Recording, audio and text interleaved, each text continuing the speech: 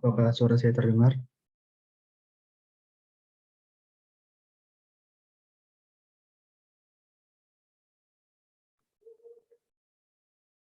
Halo, Iya, terdengar. baik.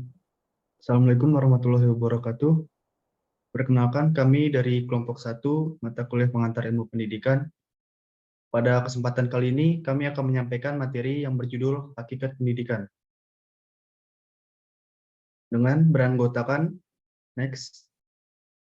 Yang pertama ada saya sendiri, yaitu Firhan Ibrahim Fatur Rahman dengan NIM 110-242-1010. Yang selanjutnya ada Anissa Hamidah dengan NIM 120-142-1031. Yang selanjutnya ada Ainuha Nurul Utami dengan NIM 120-142-1037. Yang selanjutnya Maharani Fairuz Salsabila dengan NIM 130-142-1001.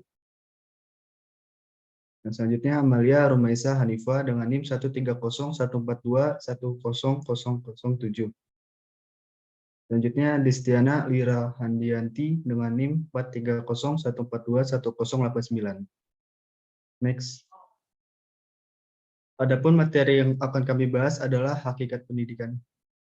Dengan submateri pengertian hakikat pendidikan, konsep dasar pendidikan, ilmu pendidikan sebagai ilmu yang bersifat deskriptif dan normatif, ilmu pendidikan sebagai ilmu yang bersifat teoritis dan praktis, pragmatis, pendidikan sebagai suatu sistem, unsur-unsur dan faktor-faktor yang mempengaruhi pendidikan.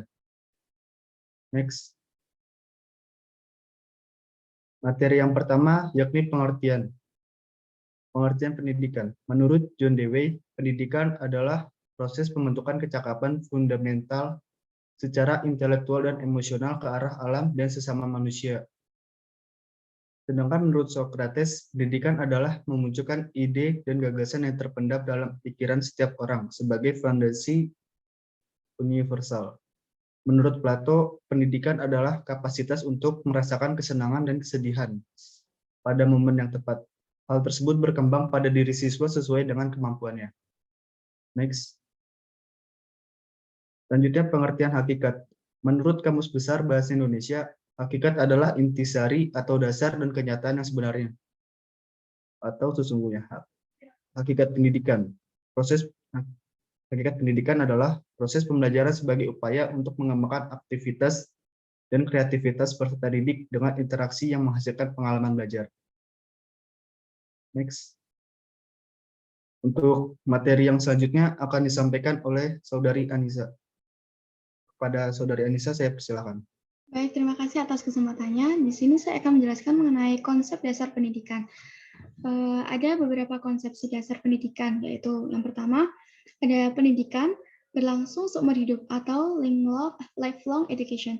Dalam hal ini berarti bahwa usaha pendidikan sudah dimulai sejak manusia itu lahir, dari kandungan ibunya sampai ia tutup usia.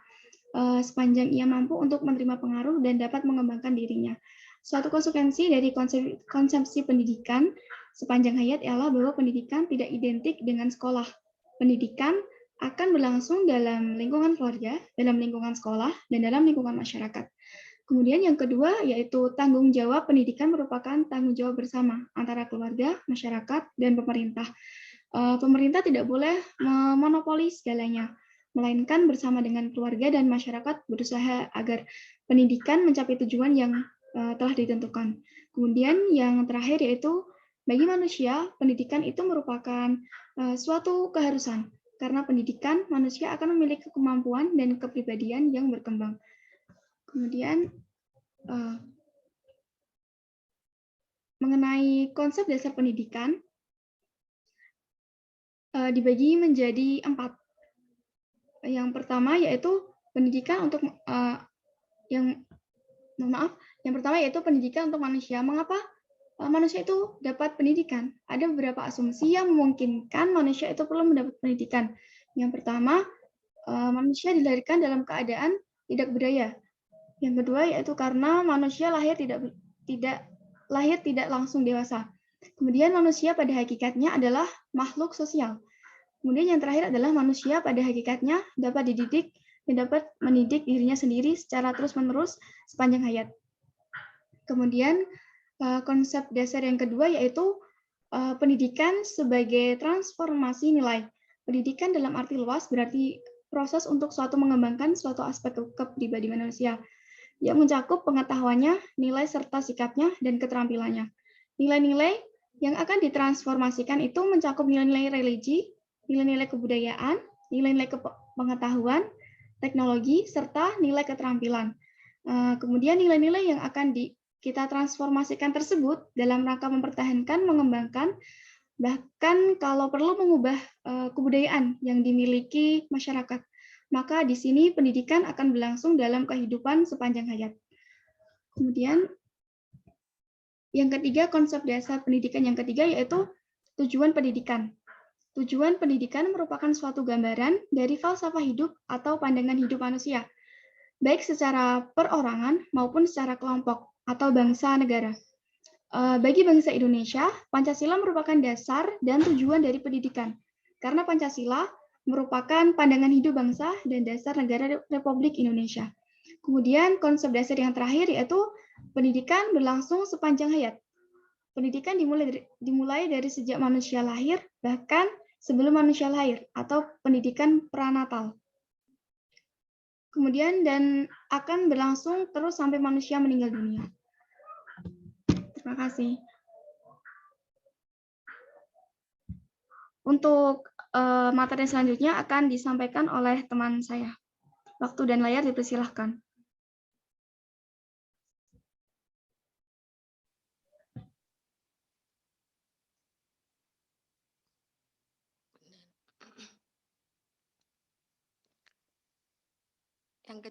Yang pertama, ilmu pendidikan sebagai ilmu yang bersifat deskripsi dan normatif.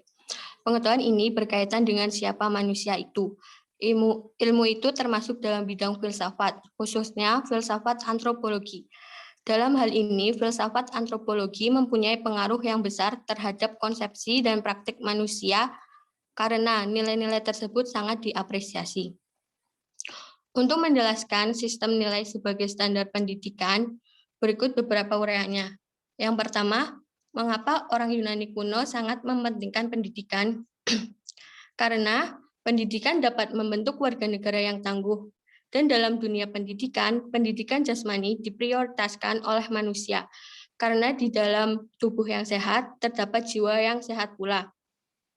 Kita dapat memahami mengapa orang Yunani berpikir seperti itu. Yunani terdiri dari banyak negara, dan telah terjadi banyak perang antar negara yang tegang dan harus dapat diatasi.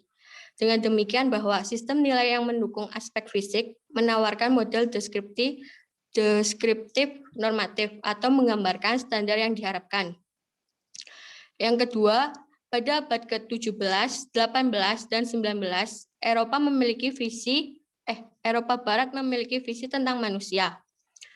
Manusia adalah entitas yang berpikir atau homo sapien. Akal adalah titik awalnya. Orang menghargai alasan baik teori maupun praktik. Dengan ilmu, manusia berbuat baik dalam arti yang sempurna. Pengetahuan tersebut kemudian digunakan sebagai standar kinerja pendidikan. Yang ketiga, kebenaran terletak pada kenyataan praktis. Apa yang bermanfaat bagi diri sendiri adalah kebenaran. Segala sesuatu menurut kebiasaan itu adalah benar. Pandangan ini sangat mempengaruhi psikologi dan melahirkan metode pendidikan melalui latihan dan latihan, yang pada akhirnya menghasilkan manusia sebagai mesin berdasarkan respon terhadap rangsangan yang merupakan standar atau kriteria pendidikan. Oleh karena itu, ilmu pendidikan diarahkan pada perbuatan dengan niat baik. Tujuan ini ditentukan oleh nilai yang dimiliki dalam diri seseorang. Sementara nilai itu sendiri merupakan tujuan normatif. Kita dapat menunjukkan bahwa pendidikan adalah ilmu normatif. Selanjutnya akan dijelaskan oleh teman saya.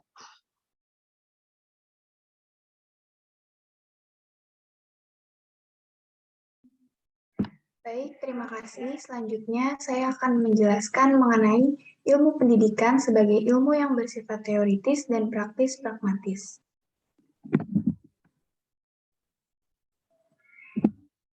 Ilmu pendidikan merupakan termasuk ilmu pengetahuan empiris yang diangkat dari pengetahuan pendidikan. Kemudian disusun secara teoritis untuk digunakan secara praktis. Nah, dalam ilmu mendidik teoritis dibedakan menjadi ilmu mendidik sistematis dan ilmu mendidik historis.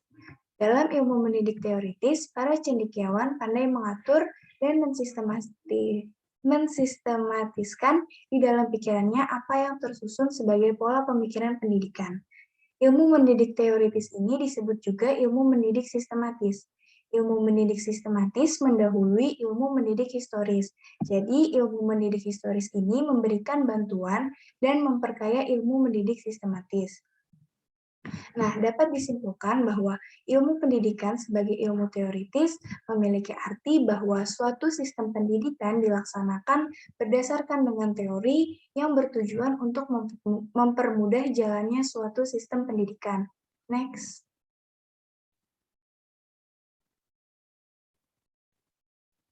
Ilmu pendidikan di dalamnya terdapat pemikiran teoritis mencakup pemikiran gambaran manusia yang ingin dicapai, seperti 1. Tujuan yang ingin dicapai, 2. Gambaran tentang anak didik yang berkembang melalui proses pendidikan, 3. Pengetahuan tentang diri pendidik sendiri, 4. Alat dan faktor pendidikan serta pengaruhnya bagi proses pendidikan, dan yang terakhir pengetahuan tentang ekologi pendidikan atau lingkungan insani dan fisik. Next. Selanjutnya, mengenai ilmu pendidikan sebagai ilmu praktis, berarti bahwa suatu praktik dari pendidikan yang dilaksanakan memiliki tujuan untuk mendapatkan kemudahan serta kenyamanan dalam mencari sebuah pengetahuan. Seorang mahaguru ilmu mendidik, J.M. Gunning pernah berkata, teori tanpa praktik adalah baik pada kaum cerdik cendekiawan, dan praktik tanpa teori hanya terdapat pada orang gila dan para penjahat. Akan tetapi, pada kebanyakan pendidik, saat ini diperlukan teori dan praktek dengan berjalan secara bersama-sama. Selanjutnya, mengenai ilmu pendidikan sebagai ilmu yang bersifat pragmatis, dalam hal ini pragmatis berarti sebuah konsep yang hanya lebih mementingkan sisi kepraktisan saja dibandingkan dengan sisi manfaatnya.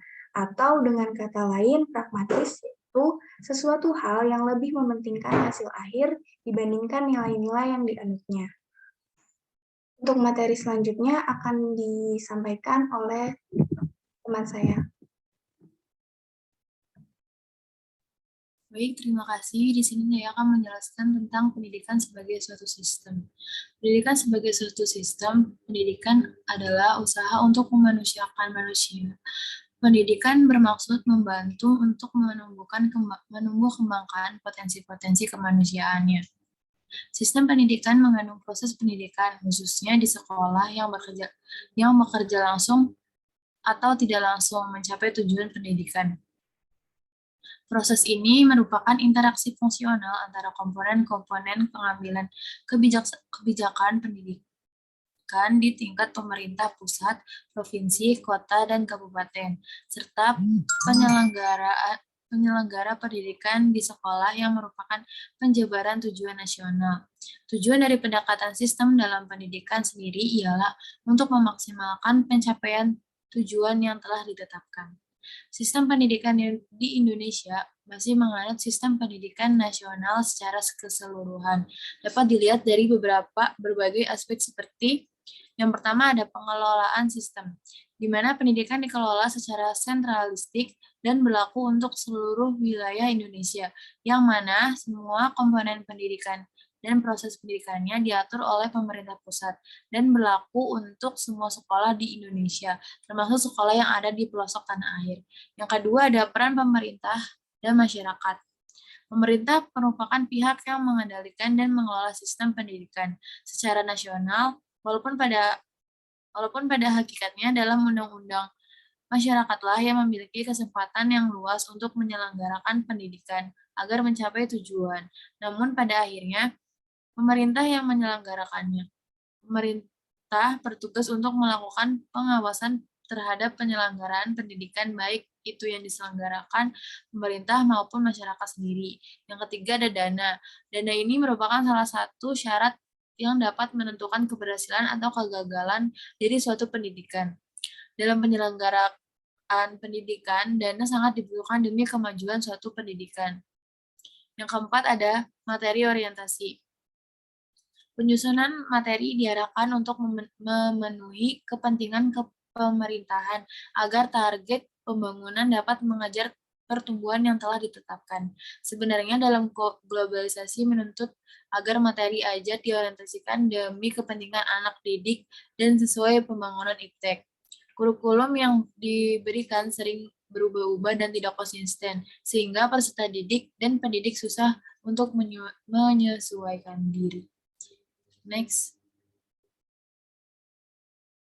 Pendidikan sebagai suatu sistem memiliki 12 komponen, yaitu yang pertama ada tujuan dan prioritas, yang kedua ada peserta didik, yang ketiga manajemen atau pengelolaan dengan fungsi mengkoordinasikan,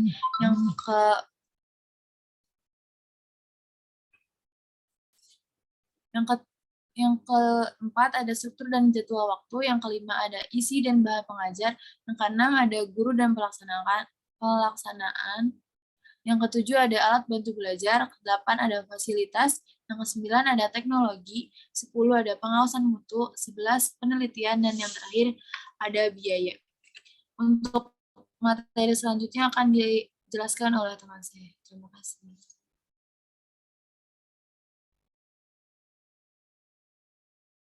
Baik, terima kasih. Yang berikutnya yaitu unsur-unsur dan faktor-faktor yang mempengaruhi pendidikan. Yang pertama itu ada peserta didik.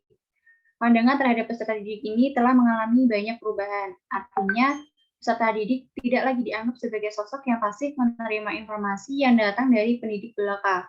Pada era global ini, secara sadar atau tidak, telah mempengaruhi peserta didik yang senantiasa mendapat masukan dari berbagai pihak. Persamaan usia dan tingkat kelas peserta didik belum tentu menyamakan pengetahuan mereka. Perbedaan ini terjadi karena adanya konteks lingkungan yang berbeda. Yang kedua, yaitu ada pendidik.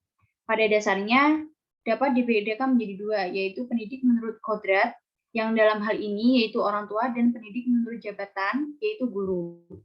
Hubungan edukatif antara orang tua dengan anaknya mengandung dua unsur, yaitu unsur kasih sayang pendidik terhadap anaknya, dan unsur kesadaran tanggung jawab dari pendidik untuk menuntun perkembangan anak. Guru sebagai pendidik menurut jabatan menerima tanggung jawab mendidik dari tiga pihak, yaitu orang tua, masyarakat, dan negara. Seorang pendidik harus mengenal alat pendidikan yang normatif yang dibedakan menjadi dua, yaitu alat pendidikan preventif atau bersifat mencegah, dan alat pendidikan represif, kuratif, atau korektif, yaitu perbaikan. Yang ketiga yaitu ada tujuan. Setiap kegiatan pendidikan, baik di dalam lingkungan keluarga, sekolah, dan masyarakat, tentu memiliki tujuan tertentu yang hendak dicapai. Misal pada peserta didik mengalami perkembangan, pendidik memiliki tujuan agar peserta didik pandai berbicara, membaca, dan menulis, berhitung, dan sebagainya. Teoritis pedagogi dibedakan adanya berbagai macam tujuan pendidikan. Yang pertama itu ada tujuan umum, yang kedua ada tujuan tidak sempurna, yang ketiga ada tujuan sementara, yang keempat ada tujuan perantara atau intermediate, yang kelima ada tujuan insidental, yang keenam ada tujuan khusus, dan yang berikutnya yaitu isi pendidikan. Isi pendidikan yaitu segala sesuatu yang oleh pendidik langsung diberikan kepada peserta didik dan diharapkan dapat dikuasai dalam rangka mencapai tujuan pendidikan. Maka ada syarat pemilihan materi pelajaran, di antaranya yang pertama yaitu materi harus sesuai tujuan pendidikan, dan yang kedua yaitu materi sesuai dengan peserta didik. Yang kelima yaitu metode. Peristiwa pendidikan ditandai adanya interaksi edukatif. Agar interaksi yang terjadi dapat berlangsung secara edukatif, efisien, dan efektif dalam mencapai tujuan, maka diperlukan metode tepat. Metode pada dasarnya berfungsi sebagai alat mencapai tujuan. Sebagai tolak ukur baik tidaknya metode diperlukan kriterium. Dan yang terakhir yaitu lingkungan. Setiap lingkungan pada dasarnya juga dapat mempengaruhi proses dan hasil pendidikan. Situasi lingkungan yang dimaksud meliputi lingkungan sosial budaya, lingkungan fisik, dan lingkungan alam fisis. Sekian materi dari saya kembalikan ke moderator. Terima kasih. Baik, terima kasih kepada para pemateri yang telah menjelaskan atau menyampaikan presentasi kali ini. Sekian penjelasan dari kelompok kami. Apabila ada kesalahan, mohon dimaafkan. Wassalamualaikum warahmatullahi wabarakatuh.